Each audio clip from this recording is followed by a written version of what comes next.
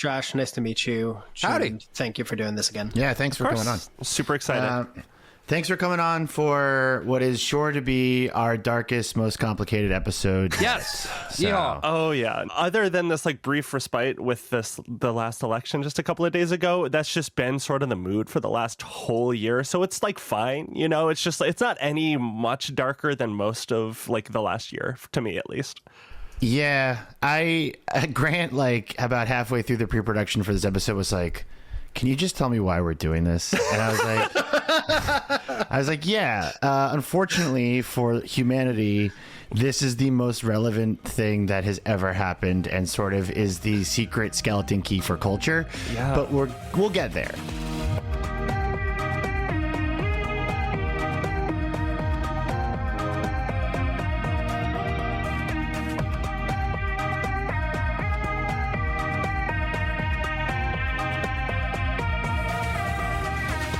First, I'm going to offer you both two questions, a red and blue pill, Matrix style.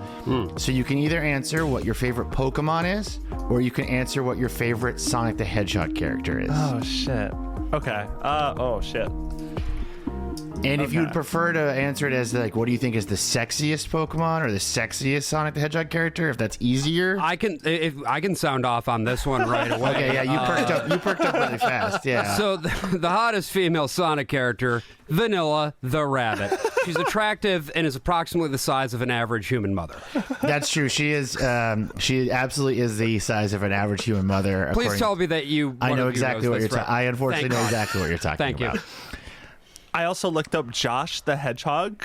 New image for Josh the Hedgehog posted 5 days ago. Flame like shirt. It looks flame pants. It looks sick as hell. So like if you're into that sort of thing, like you know you got some options for some cool Sonic Sonos. In the past, when I looked up Josh the Hedgehog, I found one that's like a DeviantArt hedgehog.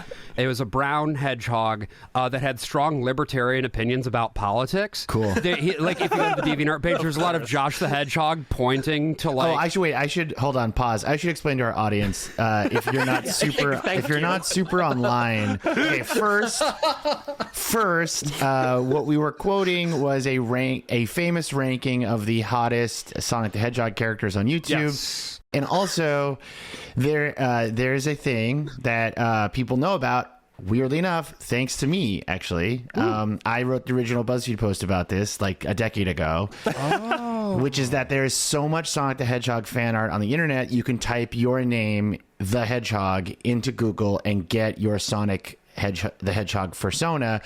So yeah. If we're answer the question, June. So if we're in this vein, I'll go with Pokemon. I have to say my favorite Pokemon is Vaporeon. No.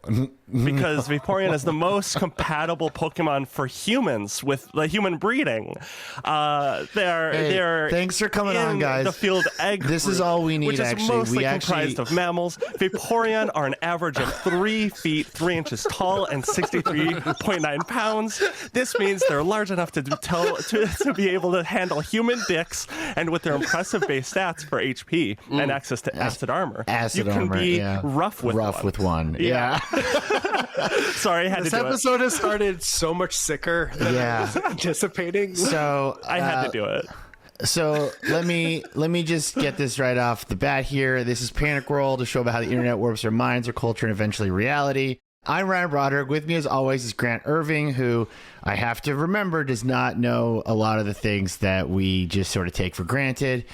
So we have not one, but two guests today. With her second appearance on the show, June Sternbach. Welcome back. Thank you for having me back. Congratulations. Yay. And with June is her new podcast partner on the wonderful show Ill Conceived, Josh Boerman. Hey, welcome. Nice to meet you. Yeah. It's a great show. It's a great show. You guys should be proud of it. And I'm happy you're both on here. I'm especially happy you're both on here to talk about what I alluded to at the top before we got sidetracked by fuckable Pokemon. We are talking about possibly the thorniest thing on the internet, the thorniest story that I can really think of. We are talking about Christine Chan, also known as Chris Chan, and the concept of lolcows. So I want to start really simple because I'm going to assume that our listeners, well, okay, there are listeners that heard the top of this episode and are locked the fuck in. Yeah. And there's probably a lot of listeners who have no idea what we're talking about. So let's start with the simplest thing here. How would you guys define a lolcow? LOL cow. I would say a lolcow is somebody who posts online a lot in a way that is particularly cringe or particularly unself-aware, and also is not neurotypical in some way, shape, or form. And so the combination of the extremely cringe posting with the lack of self-awareness basically means that they leave themselves open to criticism. And then the lolcow piece of it just is that a lot of people who enjoy doing targeted bullying and harassment will identify that subject and, subject them to online harassment, basically. I don't disagree. And I think this is going to be something that we debate throughout this episode. You sort of put it on the lolcow as the defining, like it's their inability to stop posting. And I think that is actually I'm going to sound like such a goddamn maniac through this entire episode. I think that's a very traditionalist understanding of the lolcow. Okay. So you're a reformist when it comes to lolcows, lolcow reformist? I think it is worth making the distinction because I think you are correct that the original idea was that, which was let's go find neurodivergent people, mentally unwell people on the internet, and let's bully them and stalk them and obsess over them. That is probably the most concise story of Chris Chan. I think the reformist thought is this idea of let's go find this person and obsess and stalk and follow them doesn't necessarily need the like active participation as much as it used to. That's what I would say. To that point, to build off of that, like there are examples specifically even with Christine Chan where people would like try to integrate themselves into her personal life. It would go beyond posting. People would try to get close with her to make her trust them, reveal certain details. A lot of these people are actively seeking out different avenues to harass beyond just like the screen, I suppose. Yeah. I think that's right. I think that is definitely right. And the thesis of today's episode, the reason we're talking about it right now is as I was sort of discussing this topic with Grant, like how aware of Chris Chan were you on a scale of 1 to 10 before we started this? 8. An 8. Okay. But when I was revisiting and spiraling because of our revisiting of probably one of the saddest things we've covered, I was really stuck on like, why us? What do we have to say about it? And in sort of getting into the weeds, I kind of lost track of that because I didn't want us to do it. But then when we talked about it, I was like, yeah, you're right. This is the right reason to revisit it. Yeah, and I think I can share this, but our researcher, Adam Bumas, who is such a champ, said that he had to consult with his rabbi after he was done researching for this episode as like needing like sort of emotional support. So it's in the outline. Okay, good. Okay. Yeah.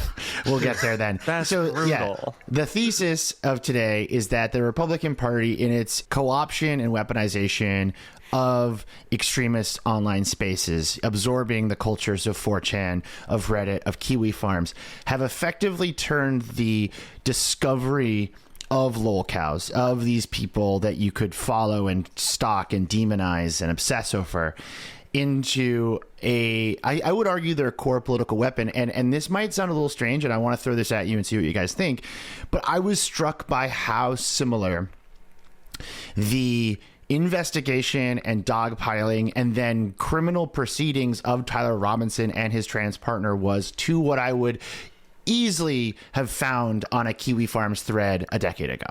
And I was fascinated that essentially the FBI was live updating their own internal Kiwi Farms thread. Yeah. And it kind of blew my mind to see the one-to-one so close together.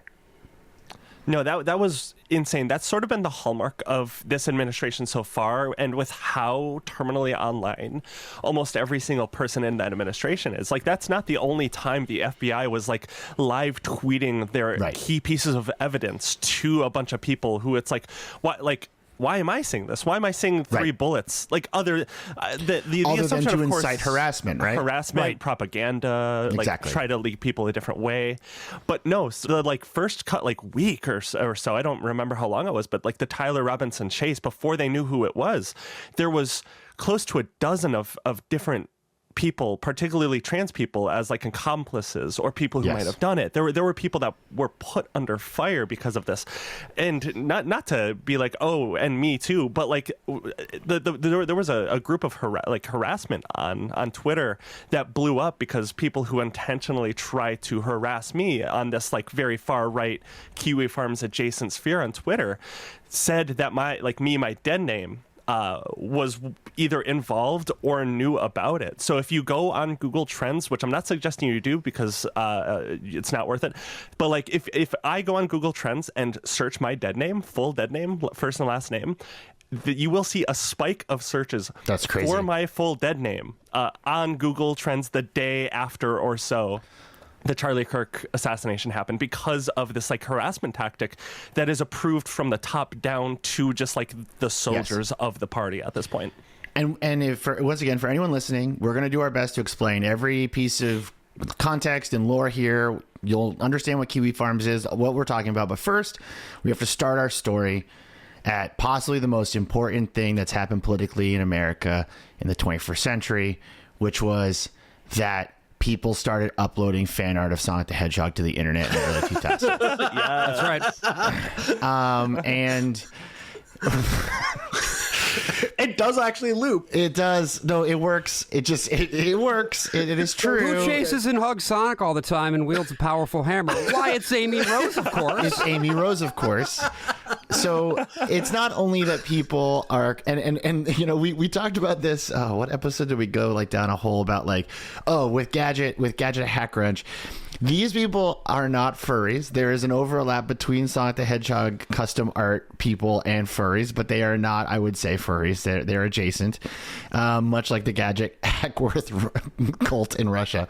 But to give you an example of what people in the 2000s were doing with Sonic fan art, Grant has a couple here. So first, this is a funny example of what people would put on the internet for their custom Sonic the Hedgehog art, and I think we should all rate it out of 10. What you guys think here? So is this what you wanted?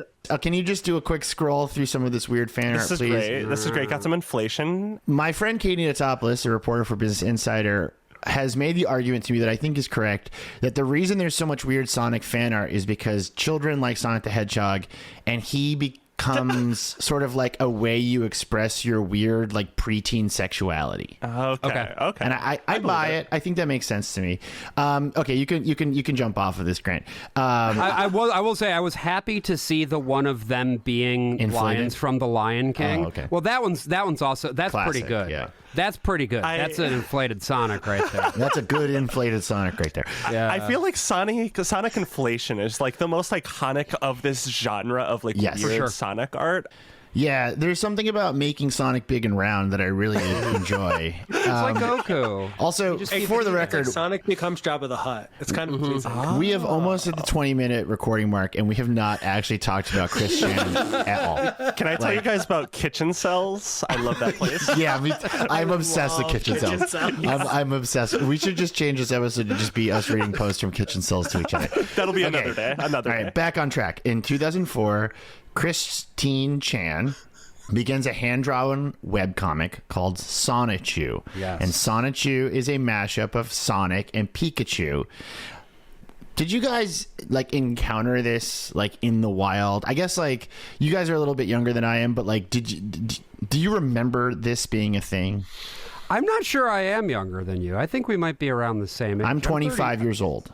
Oh, no, I'm kidding. I'm 36 years old. I'm also 36 years old. We're cooking. Yeah. Sonic, go. What is it again? Go, Sonichu. Go and fight to the extreme. I will. Thank you, Father. Right? That's the first comic. Yes, you are correct. Yeah. No, I remember. The only like context I had of any of this when I was like growing up. I'm a little bit younger. I just turned 30 a couple of days ago. But congratulations! Thank you. Happy birthday! Yay! But like I knew about like all of this in so far as like people talking about like Sonichu as like a lolcow concept. I didn't like, I wasn't on the ground floor. I just like knew that there was this like whole lore. I will say I'm a big fan of outsider art generally. So there is something about these early Sonichu comics that I find actually really charming. So for me, the enjoyment of it was never like, look at this fucking weirdo who's making these weird things. It was just like, I don't know. I find it, again, charming in the way that I find all outsider art charming, because now I have the thing up, and yes, it is, the cover of it is CWC saying, "Go, Sonichu, go out and zap to the extreme." CWC being Chris Chan, right? Yes. So we're about to... There's going to be a lot of confusing names for, and I'll get to that in just a second. But yes, CWC, Christine Chan, Chris Chan. Yeah. So I was not nearly as nice about this as you were, because I was 14 years old and I was a 4chan something awful and webcomic reader. Oh no! And this hit me dead to rights, right in the center of like my meanest impulses. And that's how I sort of discovered it. My claim to fame, people don't know about this, but I was banned from the Control-Alt-Delete webcomic message board around the same time they tried to crowdfund their like horrible animated series, and Tim Buckley got mad at me, and I was like a 13-year-old boy. Oh, that's a feather in your cap right there. Getting Tim Buckley mad is great. I would think so, yeah. But this was sort of like in the exact vector of the internet that I was hanging out in, and this comic was going not really viral, but it had become sort of a cultural touchstone in these spaces.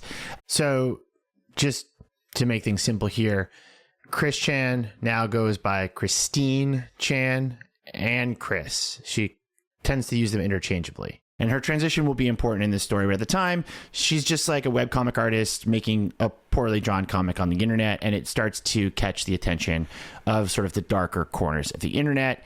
And her drawing, her avatar of herself, is this famous sort of picture of her in a striped shirt. Grant, you want to pull up one of the panels here just so we can kind of get a sense of what the vibe is here. So it is not good, but it's just like something that somebody's making on the internet. It's fan art, right? It looks childish, but the content is adult. And that's what makes the whole thing, I think, fascinating for people and a bit unnerving. Boyfriend-free girl, a very important turn of phrase here that every CWC head will remember. That got pulled into like songs and all this other stuff, because that was a big piece of it, as I recall too, was like the quest for a girlfriend was huge. Right.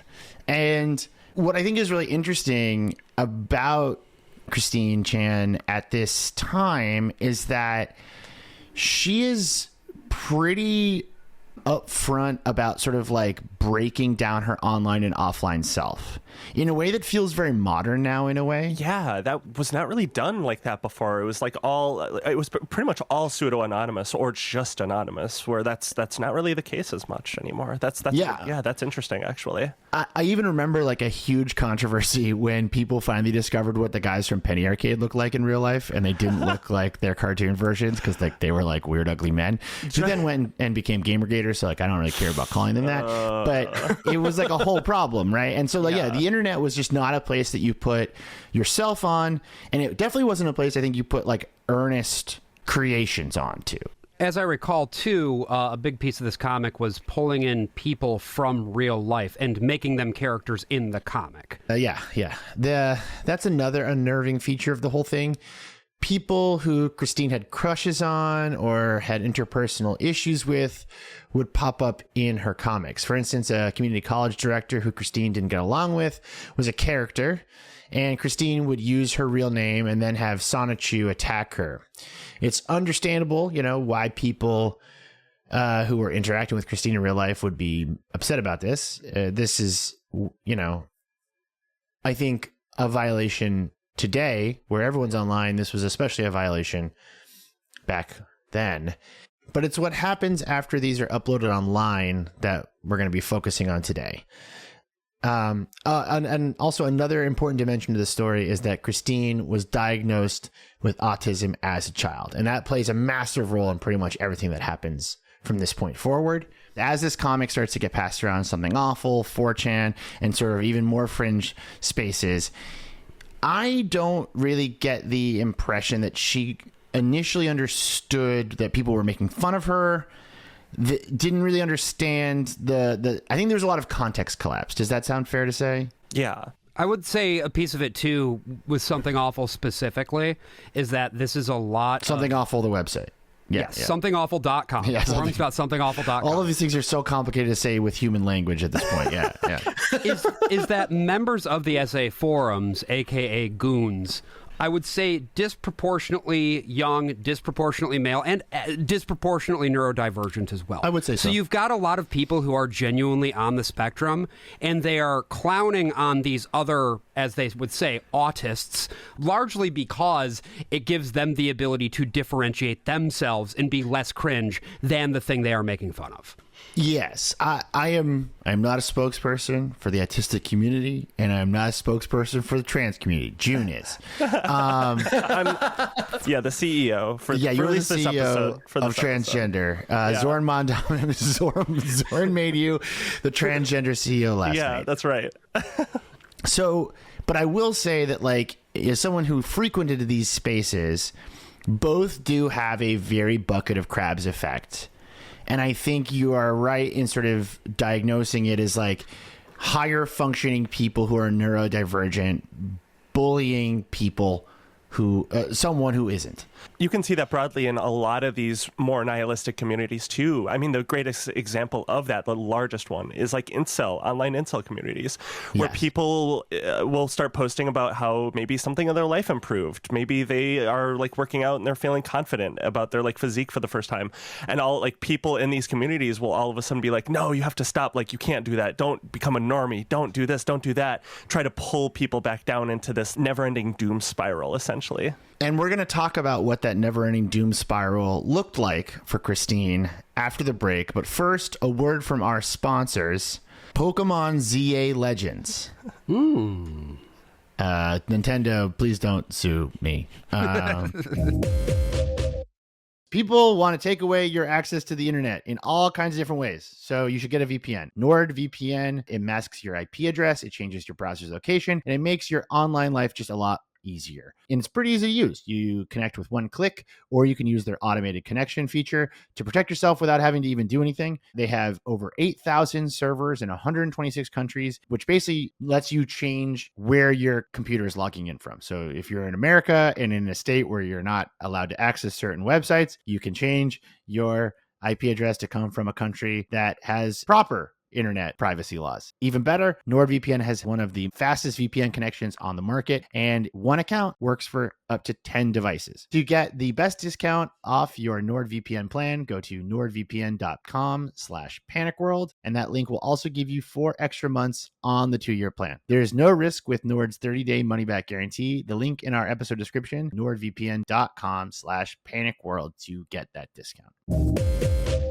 So we're going to skip ahead to 2007, and I'm going to just say this right off the bat for any people listening who've been following this forever. We're not going to go into every single micro drama. There are people who've been chronicling this for 2 decades. This is linked to larger ideas, so we're just trying to get through as much of it as we can. So, Something Awful and 4chan discover the comic. It's been publishing for a few years. And unfortunately for Christine, June, you alluded to this, there's tons of personal information in the comic. And this is what basically starts the breakdown between online and offline for Christine.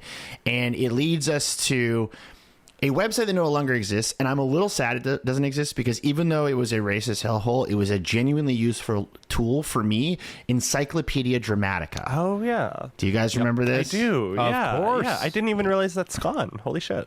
There are you can find versions of it, but there's no, I honestly wish it was still being updated. And I understand that it morphed into sort of a bullying tool. But for someone who studies that world, it was so useful to just pull up whatever stupid thing they were talking about. As regards older internet drama, it was an invaluable resource. Yeah, especially with specific individuals, which is why it was taken down eventually, because it was just doxing people.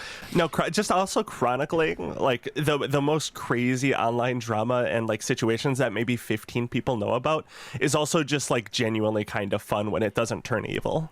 There is something really nice about it. Yeah. We should start an Encyclopedia Dramatica just for people who are still on Substack, I think, actually. Yes. Check this out. Encyclopedia Dramatica. I'm just saying. Write that one down. Ooh, that is something interesting. We should. I don't want to think about Matt Iglesias this much. I'm nixing this one, yeah. Okay, so Christine discovers that she has become sort of a target when she's emailed by a 4chan user who sends her a bunch of screenshots and erotic fan art. Right. And this is the start, I think, of what Josh had mentioned, which is the inability to stop the loop. And this is, I would argue, the start of the loop. She tries to edit her Encyclopedia Dramatica article about her and about Sonichu, her Sonic Pikachu Bad form mashup. Yeah. Never edit your own chronology like that. Never. Yeah, and one of the early hangups here, too, is this idea that, like, Sonichu is my original intellectual property, therefore nobody else has the right to make derivative work of it. This, of course, leads to people making more Sonichu fan art, and it just goes on and on and on. Yeah. And this is the era where, like, I think we are all still mapping out behaviors that are just sort of assumed to be permanent. Like the Streisand effect is coined around this time. A lot of the rules of the internet, Rule 34, like these things are all being canonized at this exact moment, which is really unfortunate for Christine, especially. And it establishes a cycle that is still going on. The trolling keeps escalating as the reactions from Christine continue to escalate. It creates a cycle that is extremely hard to get out of, other than just basically just getting off the internet. And I wanted to sort of ask you guys, are you familiar with the COM network or like the 764 terror cells? Yeah. I on my other podcast, Kill the Computer, we did a whole like 2-part series. And I find that they operate almost identically to how people would interact with Christine during this period, which is you find someone and you harass them hoping that they will fight back, and then you just sort of like you weaponize that loop. When Grant sort of like first brought the COM network story to us for an episode we did over the summer, my first instinct was just like, oh, like this is just like Kiwi Farms decentralized. This is the exact behavior, but now anyone can do it with a group chat, which is like I think very scary to me. The other thing I want to mention about this idea too is that it's horrible harassment usually by other minors in both cases, that you have like minors are being groomed by other minors to do horrible things, but we're like very rarely talking about a fucking adult. Yeah, they would function as like a blackmail situation where they would set like basically have some of these members that they targeted, like these children in a lot of cases, send compromising photos like CSAM, and then basically continue the harassment and be like, if you don't want me to share these, you have to do this, this, and this. And so in some cases, that's led to like actual real like murders in not even just the United States. This is like a fairly global phenomena. Insane. Yeah. And I'm glad you brought up the blackmail aspect, because this is exactly where the Chris Chan story goes. Around this time, she's going viral. I don't really want to run through like all the horrible things that people are doing to her and how she's responding, because it's just really messy. But around this time, one of the trolls pretends to be romantically interested in her. And this is in 2009. They start interacting back and forth. Christine is uploading things to YouTube, talking about how she's in love. She writes a special issue of Sonichu where music videos. They get married in the comic. All the Sonichu characters are guests, which is classic. You know, it's good enough for Marvel, good enough for Sonichu, I would argue. There is a music video, which we can... Everybody comes in with everything for a huge party. Yeah. Man, you have them all. You have all of the text in there. That's incredible. Right here. It's right fucking here. If people don't know what you're talking about, you can Google Gamer Anthony. Game Master I'm sorry, Anthony. Game Master Anthony. You're a historian. I didn't realize you were a historian for this shit. Oh, yeah. Oh, my God. I'm so in my lane right now. You have no idea.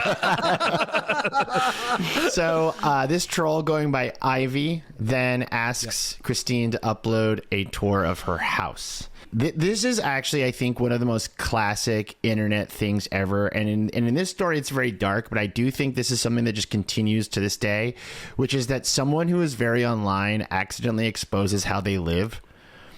And like it's a particularly common thing with like crypto people, like cryptocurrency people. It makes me think of that infamous selfie of J.K. Rowling where it's like, is that mold? Exactly. Yes. You have to be very careful with what's in the background. You have to be very careful. Like right. just like before we started recording, it's November now, but I had to switch my October calendar to November in the background. That would have been embarrassing. I didn't want to be embarrassed. I didn't want to reveal too much about myself. Yeah. I think that's really smart. I'm glad you did it because I would have been so distracted. I always sort of talk about it as like the Reddit meetup effect, where it's like the minute you take a photo of your meetup, like if everyone looks insane, like you just like the whole community implodes. So this is Goon meets. Goon meets. The exactly. best. Goon meets were like a really like Gooner meet. Gooner. Something awful goon meetups were like the perfect for this thing because like everyone looked nuts. And this is what happens with Christine. So there are structural problems to her house. She just it doesn't look great.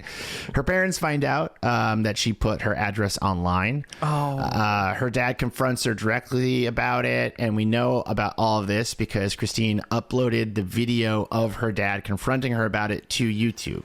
And this is, I think, another thing you see to this day, which is like someone finds themselves in the middle of the internet spotlight and they just start like oversharing and over uploading and thinking that might quell the abuse, and it doesn't, because like you expose things about you that are embarrassing or human, things that like I think are just pretty normal. We all live weird lives, especially if we're really online.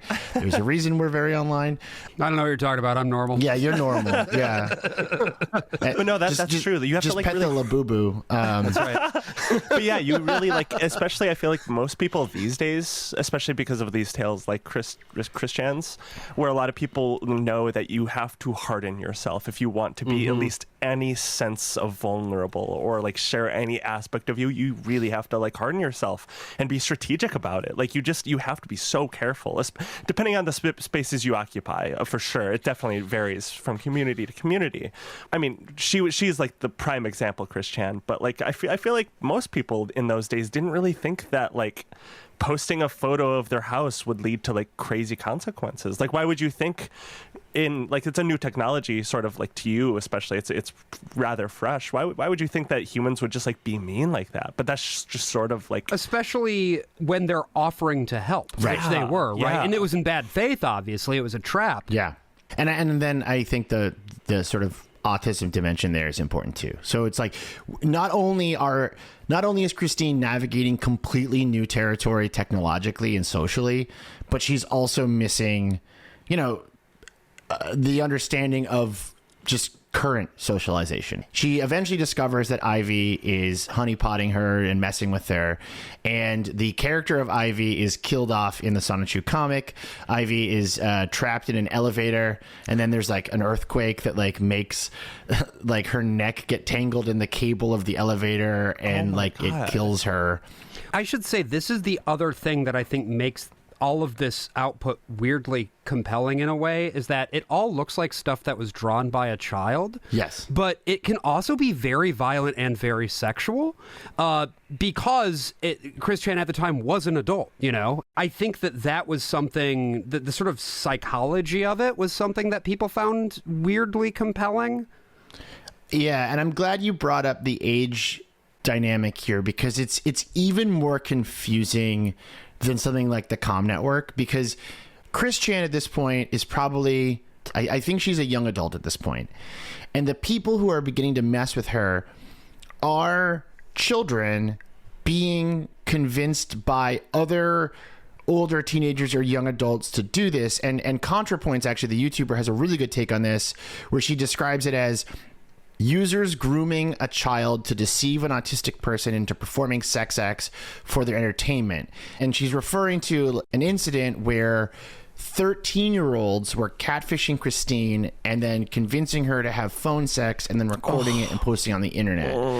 And like, I imagine if you just like concisely summarized what I just said and you just gave it to like any law enforcement professional, their head would just spin off the top of their neck like a rocket. Like, I have no idea what am I supposed to do with this? Yeah. It's like the Wild West, because not only is it that, but it's also online across the entire globe in some cases. Yeah. It's funny. I was at like a talk last night, with a journalist and internet creators, and one of the speakers was saying that, growing up in the 2000s, being really online also kind of meant you assumed the internet was a fad. And it was something I had totally memory hold up until like Trump was elected, more or less, assumed the internet was not going to be around or mattered. Like you thought there would be something that would surpass it. I just assumed like we'd all go back to TV. Like I kind of figured every social network would implode like MySpace, and like the internet would kind of exist, but like it would never, the crossover that happened during COVID would never happen. It would just forever be a niche. It would just be like, there's the internet people and there's everyone else. And never the two worlds should meet. And that is totally imploded. You're right. Probably starting around like 2017. Yeah. Shout out Jamie Cohen. It blew my mind. And I think when I'm looking at this now, Encyclopedia Dramatica articles on people like Chris Chan are growing and sort of calcifying because 2007, 2008, people are like going, well, the internet's going to end, so this doesn't really matter. But then by the time you get to the 2010s, these pages are massive and just full of people's personal information because the internet became so important you couldn't leave it. Right. Well, and by 2009, you have an entire spin-off. An entire wiki is created just to document the drama around Chris. We're about to... So, okay, let's do this. So, Chris Chan's page becomes so long that it spins off into CWCki forums. And Quickie is a nightmare. It still exists. It is... I would say it's the hub of Chris Chan doxing and the sort of toxic anti-fandom. Is that right? Still, would you say, Josh? Yeah, I mean for Chris Chan specifically, yes. And then of course Kiwi Farms, Kiwi, and that is just a corruption of Quickie. Right. And that's Really? yeah, it's where it starts. And that behavior. So I don't it's funny. I was one of the journalists in the 2010s that like we kind of all agreed, like, if you did not have to mention Kiwi Farms, you should just never mention Kiwi Farms. One, because the personal safety risk was just not worth it. By the way, if you want to stalk and harass me, my email is grant@garbageday.email. And my phone number is... Ryan tried to give my address out, or my neighborhood out last episode. Oh my God. Really everyone can guess which neighborhood in Brooklyn you live in. I'm sorry. I'm sorry. You're a podcaster that does CrossFit. Where do you think you live? I do BJJ now. Okay, that's great, man. Thanks for keeping up on my social life. That's great, man. Okay. So yeah, quick. Actually, June, how would you sort of describe Kiwi Farms? Because I think we do have to describe it. I mean, it is essentially like the hub of online harassment, of like keeping track of perceived enemies. And in a lot of cases, something I've realized is it's not always necessarily like ideologically consistent. You can't just be like, oh, it's essentially far right, but it's more like nihilistic than anything else, because like as I have just curiously dug around, it's like, oh, they have like people that I hate on here keeping track of people, and like I'm not like gonna dig into that stuff because I think I think trying to like dig into people's personal lives like that, trying to like mine their personal information, different aspects of their life like that is sort of a reprehensible thing. I think it's like an antisocial behavior to do stuff like to actually use that and weaponize that against people. But that's what I've noticed. It's not necessarily like a far right. It is very far right aligned in a lot of cases, but it's more than that. It's like a nihilistic archive of perceived like enemies or like weirdos in quotes, because in a lot of cases it's not like always weirdos. It's just people. It's just an archive of people who are online and like visible in some cases. Yes, and it is where we get the term lolcow, LOL cow, and it comes from the idea that you can farm or milk them for the lulz. Yeah. And as we said, Quickie Forums is still up, and it has everything about Christine you can imagine, from her family tree to her official legal dead name to some of her medical documents. Oh, that's crazy. There's been quests to find like even earlier art that she created as a child. They're sort of treating her as a Truman Show. Yeah. And it is doxing in the most exhaustive, extensive way you could imagine. And I wanted to read this from a researcher, Adam, which I hinted at the top here. He writes, This is why I had to go to my rabbi about researching this episode.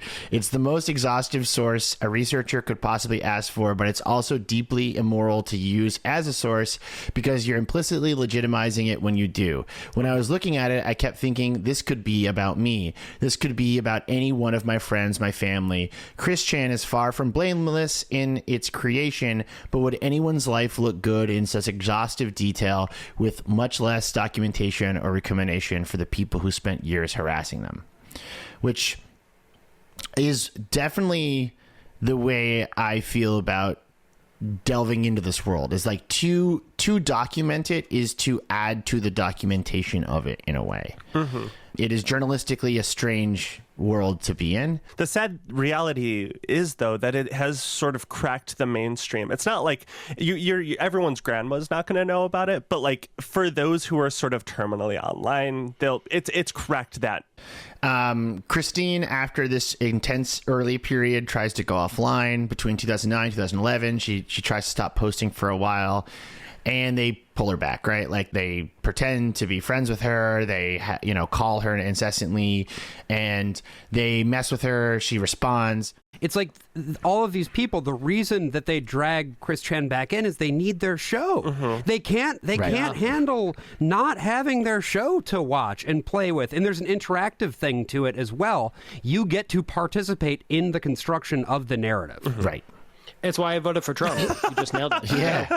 It's get some more popcorn. Yeah. The show is just about to start. Well, I do think there's something like very damning about this and what it says about sort of internet irony, which is like if you're devoting, let's say, 2 decades of your life to obsessively following someone you think is embarrassing or you kind of hate or you enjoy tormenting because you get some sort of like ironic entertainment out of it. I've read these spaces. It's not people being sincere about their hatred. It's extremely ironically detached. Yeah. And June, you used the word nihilistic, which is this word that we kept running up against when we were talking about 764 in the comm network. And it's a word that I was using, and our listeners actually kind of like push back. And I was trying to like figure out how to describe this exact feeling. It's more like cynical nihilism, because nihilism in itself isn't like, oh, the world is over, therefore we must destroy everything. It's more of like a cynical lens of like of nihilism, more specifically, more because I've gotten reprimanded for that too, and I'm like actually you're right. It's not just nihilism, because I would describe myself traditionally as like the way I like observe the world is like a nihilistic way of looking at the world. It's just a lot of these people are very cynical about it. I would argue that it is just a parasocial relationship at the end of the day. Without the constant, performance of whatever the hell the thing is, the people observing the show can't get enough, It's sort of how like everything is content now. People's demise is content now. Observing people you don't know is content. That's sort of what the internet has become in like the last 2 decades, essentially.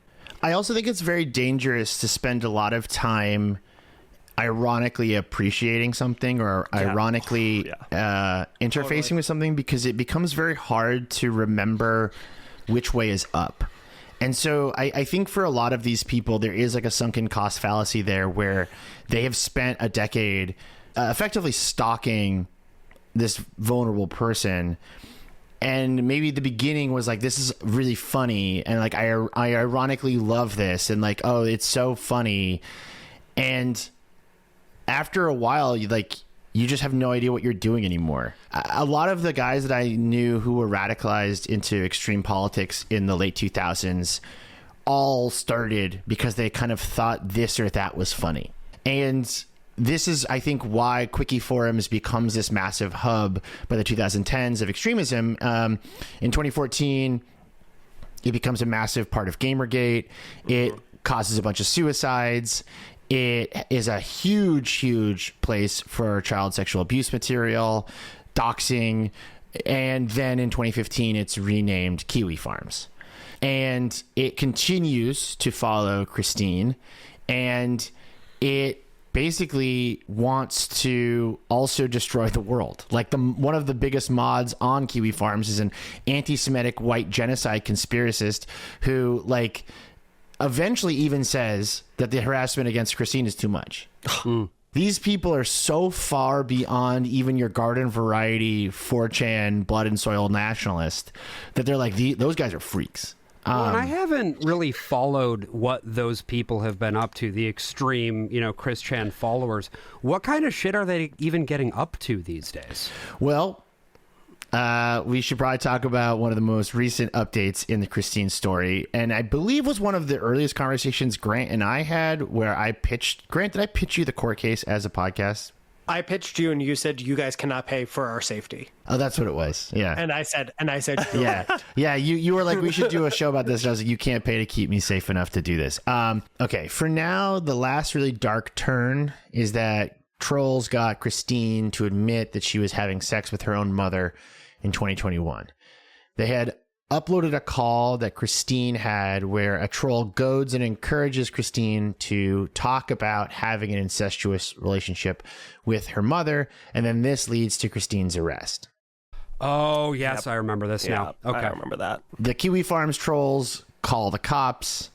She and her mother are arrested. The arrest is live streamed by a YouTuber who happens to be cosplaying as Christine as it's happening. What the fuck? That is crazy. That's the worst sentence ever. It's mind-bogglingly insane. I can't even. I. It's like the Three Stooges get stuck in a door. Like that's my brain at the moment. Like, what else? Don't you have something better to do with your life? Genuinely, I can't fathom getting to that point. Yeah.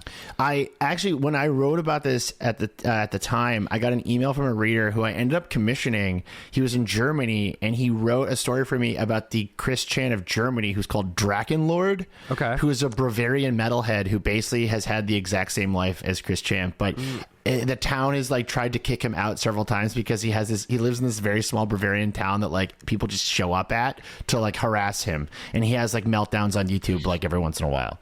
This is a universal experience in a way, which I think is fascinating. To your point, yeah, the like ironically enjoying something that is it's such a slippery slope for in some cases the way that you can like detach yourself. I had this realization I think close to the end of 2024. It had to have been shortly after Donald Trump won the election, and I made the realization like I don't think anything I did was like as bad necessarily as like what a lot of these people are doing, but like a lot of my early days on like Twitter, for example, was like a lot of irony, pilled, poisoned jokes, and like, oh wow, isn't this funny, this fake thing that could be real, that's like kind of crazy, it's like a little crazy. I had this like realization that like sincerity at this current point is sort of dead online, and that's a problem. Sincerity needs to like have a comeback. We need to be sincere with each other and honest and like embrace that a little bit more for like the health of not just yourself and like the individual, but I think of just all of the broader society. This Hope Punk is going to see Hamilton this weekend. So. See, but I love that, right? It's like immediately it's the reflexive, like, I'm going to make an ironic joke about it. And I think that is something that everybody who grew up on the internet has in common, right? Is the moment that you get a little bit too sincere, you have to dial it back. And I actually like that. I think that's fun. I do too. And I like doing that. But in good taste, it's good. I don't know. I find people who are too earnest to be very irritating, and that might just be because of the amount of time I've spent online. But I find the whole question of ironic detachment so interesting. Why do we all have that reflexive need to prove that we're not cringe, you know? Yeah. Well, my theory is that the way culture has evolved, particularly online, and the way that it has interacted with politics and corporations over the last 20 years has made it very hard to earnestly enjoy anything without it being co-opted. So like when I'm making the joke that like I'm going to Hamilton, like it's because like Hamilton was absorbed into like a neoliberal machine. Right. And so I remember the beginnings of internet irony. I remember the spaces like Something Awful and 4chan when they were closer aligned to something like Anonymous or something like Occupy Wall Street. And I remember that those jokes and that kind of humor being a way to signal that you are creating culture that could not be co-opted by this larger machine. True. But we're now living in a world where the White House is posting an AI video of Donald Trump taking a shit on everybody. Right. Halo garbage, like Halo propaganda propaganda garbage. It's crazy. You can't fight that with irony as effectively anymore because, like, you know, JD Vance is dressing up as his own, like, weird, ugly meme. Yeah, to prove how not mad he is. Right. You know, it just, and that's not going to work, right? That's never going to work. It's going to be so obvious how sweaty you are when you're trying to prove that you're not mad about the meme. But yeah, for every piece of like irony that you throw out there, they're going to throw even worse, cringier irony right back at you, I think. And that's the thing, though, is the further they go, the further it becomes like policy, public policy at the White House from the people running the show themselves. It just becomes embarrassing at a certain point. Yeah. Like, it started off this administration where I would see some of the stuff and I'm just like, you know, I'm like, oh, this frustrates me. Oh. But now I see like some of the like crazy, like fucking garbage they post every day. Like, for example, the Halo AI bullshit. And I just roll my fucking eyes. I'm like, I'm just tired. Like, this is so embarrassing. I'm just over it. Just like, come on, guys. Just to sort of close the loop on the Christine Chan story most recently, because I do think what you're saying is, I want to jump further into this in the next section. But basically, Christine is arrested. The did she abuse her mother or not question still hasn't been answered totally. There's no way to definitively say what happened. It's not unfair to say Christine had a shaky grip on reality. For instance, Christine was once convinced for a time that the world in her comics was actually an alternate reality. So when it comes to Christine and her mother, who knows what did or didn't happen? But just because Christine says something happened doesn't make it true. Regardless, she ends up spending time in prison waiting to go to trial. Even worse, she was transferred to a men's jail. In 2023, she was released and a judge dismissed the case, but she's still being trolled. Like we said at the top, this is an incredibly dark story. Christine Chan is just like the most premier example of this sort of like internet collapsing in on your life. And you know, when I was in high school, I had a close friend of mine who used the internet and was very, very secure in his identity on there, and like was ensured at every step of the way that none of it could like be linked back to any part of him. And at the time I was very naive and I was like, that's like, I get it, but like very odd. I was like, that's a very odd thing to do. Like, oh, that's a little goofy to be like this secure about yourself online. It's just the internet. What could go wrong? And like, oh, a lot sadly can go wrong with a lot of this shit. Yeah. And we're going to talk about what an internet where anyone could become the next Christine Chan looks like and feels like and means for our democracy right after a word from our sponsors. Sonic Generations Shadow. You can play as Shadow in the new Sonic Generations game. Available on all platforms. I like his gun. I like that. I like he's got like a nu metal aspect to his personality. Yeah, he has a motorcycle too. I've been playing that game. It's actually pretty good. Shadow the Hedgehog? Yeah, I love Shadow. He's super cool. Sonic 3 is genuinely a great movie, and I recommend watching the it. Movies. It's good. Okay. I've never watched this. Grant? Yeah. One thing that this story illustrated that I think we're seeing in the GOP now that seems like maybe a glimmer of hope is that this community would turn on each other quickly, and it was very clear that the people that you were aligning with didn't give a shit about you at all. And I think the post Charlie Kirk grievance tour has really shown this, that like there's no real ally, there is no real friend, that like your death will be used as an opportunity for the next person. Oh my god. And I wonder of like this full insincerity that it has to eventually like not attract people, because it's a miserable crash out when you have no real friends and you must know that no one actually cares about you. Yeah, they're only trying to use you. I could be wrong, but I think I think you're onto something. I mean, when you talk about like infiltrating and then breaking up networks, the best way to do it obviously is to get in and start peeling people off from each other, and then once you have an in, you have the ability to like blow the whole thing up from inside.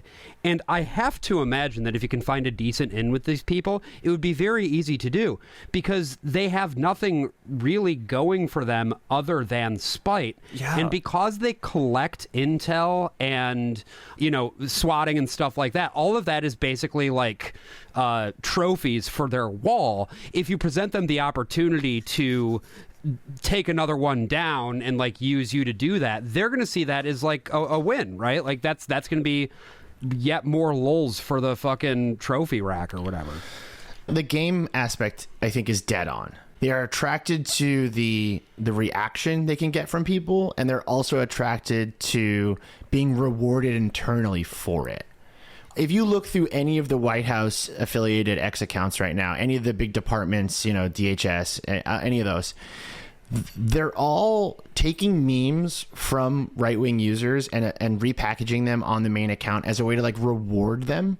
Mm-hmm. And then with the thread a couple weeks ago where DHS just live tweeted all the deportations they did based around social media activity they found.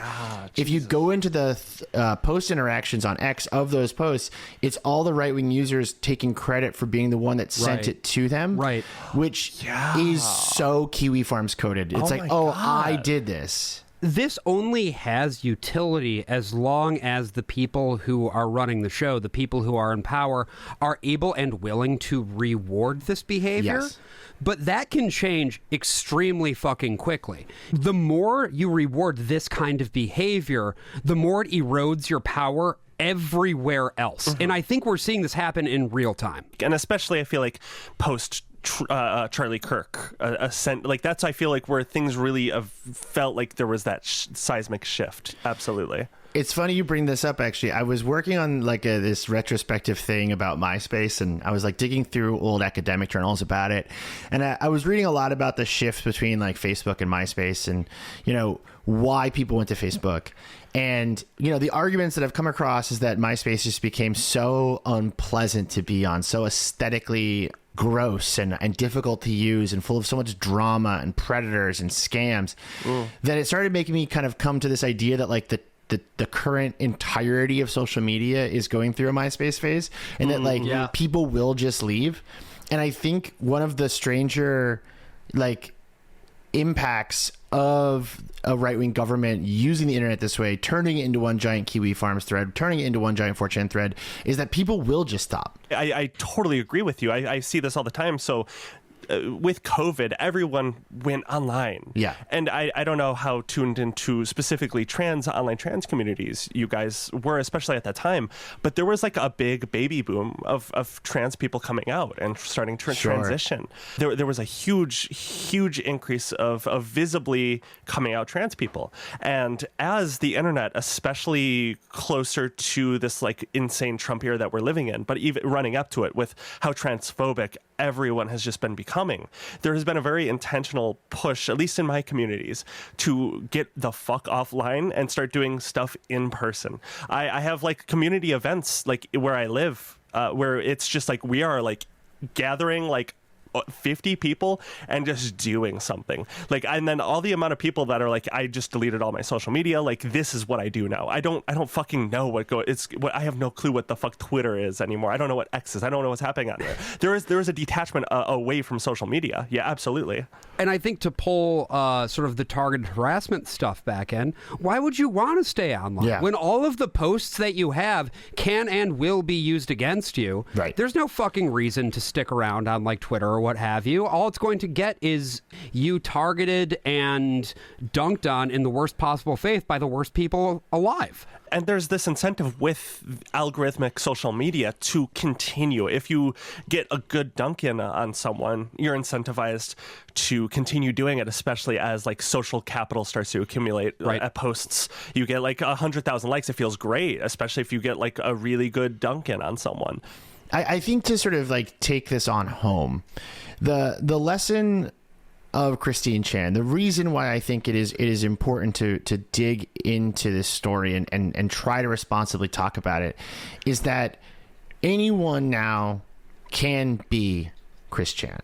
If you do not understand the dynamics here, do not understand the forces at play, do not understand like what the internet will do and how it's media literacy in a way.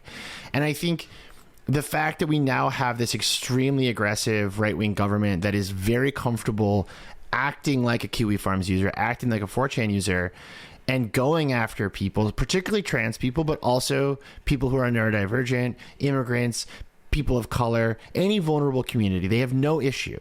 It is worth learning sort of where the Christian train starts and how to get off of it before you're stuck in this cycle.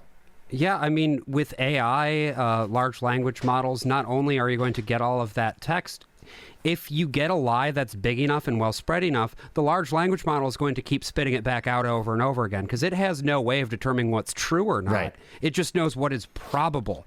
And that's one of the things that I think is scariest about just the way that harassment can work, particularly in the LLM world. Not only are you going to have places like fucking Quickie, you're going to have large language models spitting that information back out, even though it's generally speaking either completely fabricated or seriously misleading. Did you see the jaw maxing incel GPT?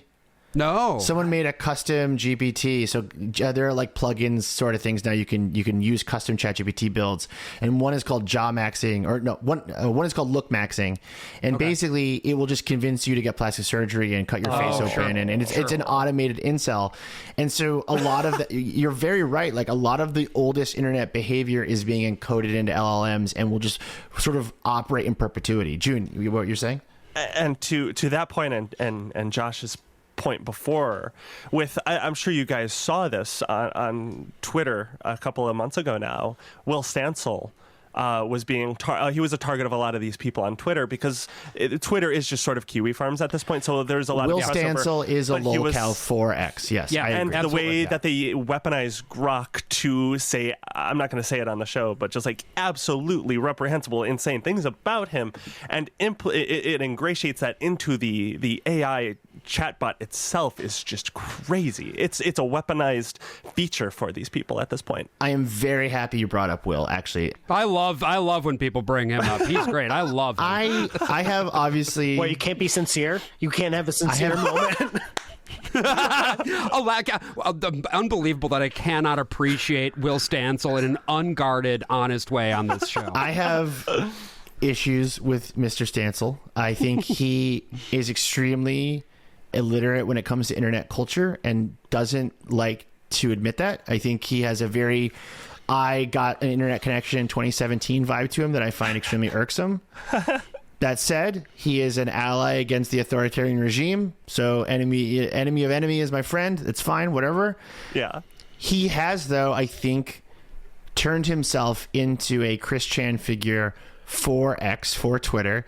And I want to sit down with him and like show him this and be like, you don't have to, this does not, you don't have to live like this. You don't have to live this way. They're making like disgusting AI generated cartoons about him. They're like hacking Grok to say stuff about him. They're finding like any photo they can of him and posting it everywhere.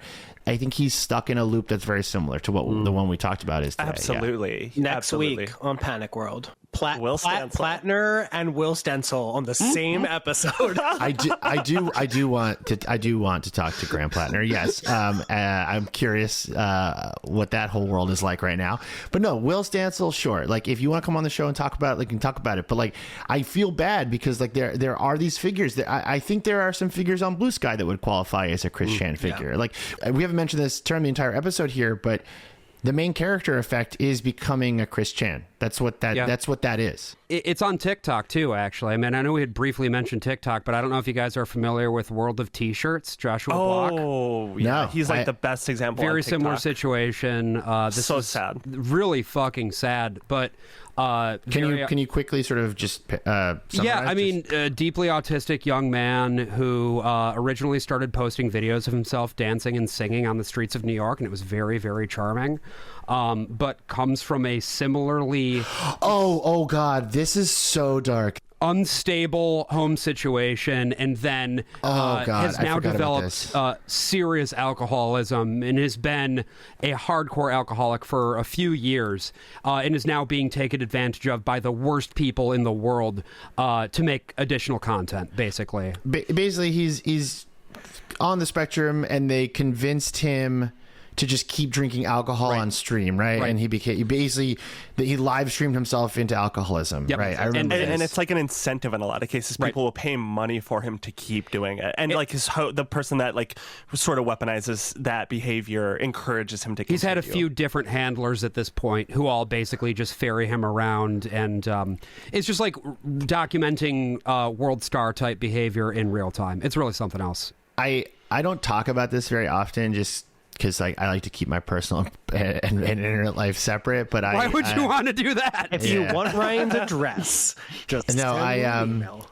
I volunteer at a summer camp for special needs kids. I've been doing it for like 25 years now. And when social media was invented, like I was already working there, right? So like I was there for that transition. And now kids will show up with smartphones.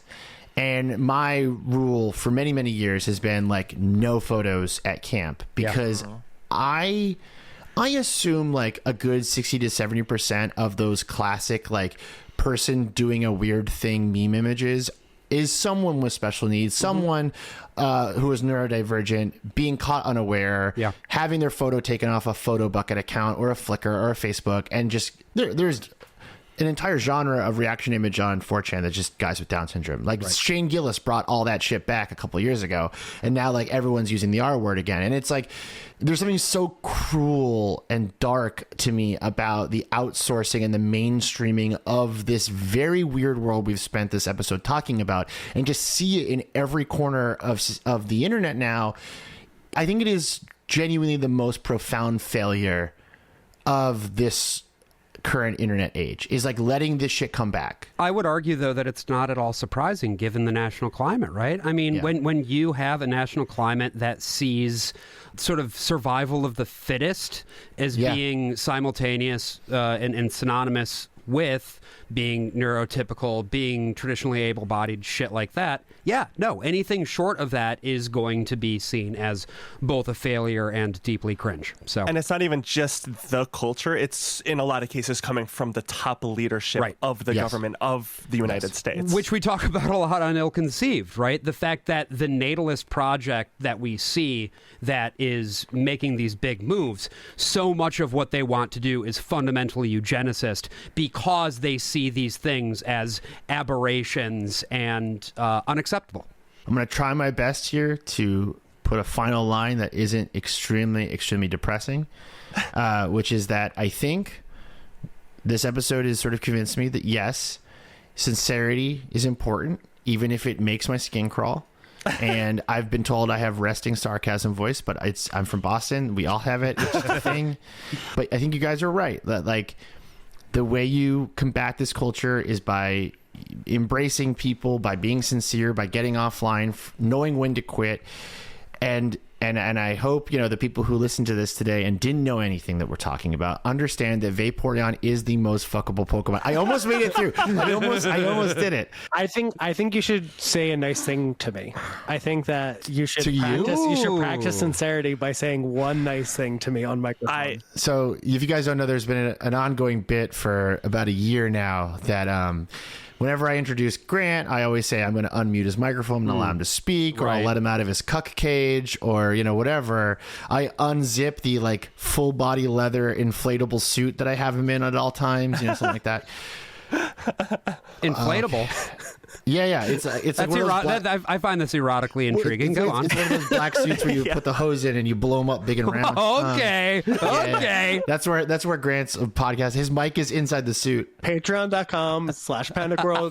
That's the only way you get to see the real version of the show. That's right. I let Grant out of his GIMP box, and he like crawls out and he gets some microphone. Real benefits on the paywall. Grant, you are a wonderful producer. You are very, very good at making this show, and you are not scared to go down paths like this one that I am very scared and or jaded and won't go down. So thank you. Every week It is nice. And I do love that you're respecting the court-ordered restraining order I put against you. We only communicate on Zoom. I see a future where schools are going to start having, you know how you'd have to like diagram sentences? There's going to be like irony and it's sincerity diagramming. So it's like this part was sincere and then there was the ironic detachment. Yeah. Oh, yeah. Yeah. There's looking at Christian Chan's art all week, put something in that I'm going to sincerely say kind of devastated me. And I want everyone to take a look at this. Does this seem similar in style to Christine's art? Yeah. It does. Yeah. I mean, So That's Daniel Johnston? so that's Daniel Johnston. And what struck me this week, this is what, and I'm not saying that Christine Chan would have ever been Daniel Johnston. I'm not saying that, but it did make me think that like if Daniel Johnston was born into an internet age, like one of the most beautiful things I can think of is that somebody who was as deeply troubled as Daniel Johnston was able to reach people and communicate with people in a way that people who are that severely ill rarely get to.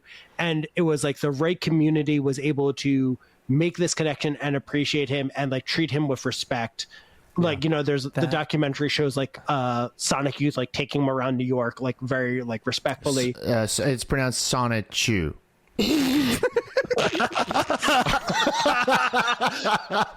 But I have to say though, that's like genuinely devastating to see that. Yeah, that's like it I'm is. genuinely like touched and like very saddened by that. Yeah, that's what hit me was that if Daniel Johnson was on TikTok, it just like that fucking sucks. And I want to get to a world where like the culture that allowed for a Daniel Johnston to be embraced, like that can exist in subcultures. And so like there's no reason it can't exist again. And I think there is still some of it, you know. I do. At the end of the day, one of the reasons that I like sometimes TikTok, Instagram Reels, things like that, is that you do get people who are doing something genuinely different. And I think it's always really cool to see. Even if I do laugh at it a little bit, which sometimes I do. But it's, you know, I've tried to put away the piece of myself that immediately goes to just mocking it relentlessly. And instead I've tried to get to a place where I'm like, why does this inspire this kind of reaction in me? It's because there's something pure about it. It's because this is somebody putting themselves out there in a way that maybe I fear to do myself. And that's honestly admirable. Yeah, and I think what you said earlier, Josh, is right, that it's cyclical. And if you want that cycle to shift, you know, we might not be out of a Trump administration anytime soon or ever, but you can create that in a small way wherever you spend time. Like you can do that. I think Daniel Johnston is a great example of someone who like was discovered by the right kinds of musicians and the right kinds of people and was able to sort of have that life, right? You don't have to be an amazing artist or an amazing person, even in the case of Christine Chan, like to have people do that. Joshua Block didn't have to be absorbed by these horrible people. Like, it just doesn't have to happen. So I think that's a good, sincere place to stop today. I would say so. This is the most emotional it's a real roller coaster podcasting ever, just ever. Yeah, it's a complicated subject, and ultimately, like, Christine Chan is a human being, and like none of this needed to happen. If people want to follow you guys on the internet, where can they do that? June, why don't you go first? If people want to endlessly document your life on the internet, where can they do that? So I'm primarily just on Blue Sky these days. It's a juniper .beer on there. And then I also do two podcasts, one of which being with Josh here. That's Ill Conceived, a podcast about natalism. And then I have another podcast called Kill the Computer that I do with my co-host Caleb. Josh, where can people follow you? You can find my website, joshboerman.com, which has links to all my shit. I'm mostly on Blue Sky at bosh.worstpossible.world. As June said, I co-host Ill Conceived, and my other podcast is called The Worst of All Possible Worlds, where every week we talk about a different piece of media. We do sort of long-form deep dives into that stuff, everything from movies to video games to TV to Christian children's radio drama. So if any of that is relevant to your interests, Go check it out. We just did an episode about Real Housewives of Beverly Hills. That was a lot of fun. Oh, yeah. And, you know, everything from that up to, like, classic plays. We did Into the Woods, you know. We really try to be all over the place and eclectic with it, so... It's funny. I was actually going to bring up sort of like the Real Housewives effect for Chris Chan, or if like there's an entire universe of people who seemingly hate all the Real Housewives and want them to die. Yes. But will go to their conventions and watch every episode of their shows. Very similar dynamic, I think. Yeah. And then they just sort of wait for these women to like self-implode on TV. Yeah. So, you know. It's a long-running human trait, I feel like, to just be interested in people's demise. I assume there's someone listening to this show because they want me to completely go off the deep end, and I just want to say some of them I'm even give there. us $5 Yeah, just to tell us that we're libtards, and I love that. Is true. We do have a bunch of Patreon supporters who just pay us $5 a month to call us libtards underneath every episode. That is awesome. Kind of rips, actually. Thank you guys so much. This was wonderful. Yeah, thank you. Thanks for having us. Hey, it's Ryan. If you like what you just watched, subscribe to our channel and check out our other episodes. Not only will it help us grow, but each will help other folks like you who might need a little reminder to chill out and touch grass.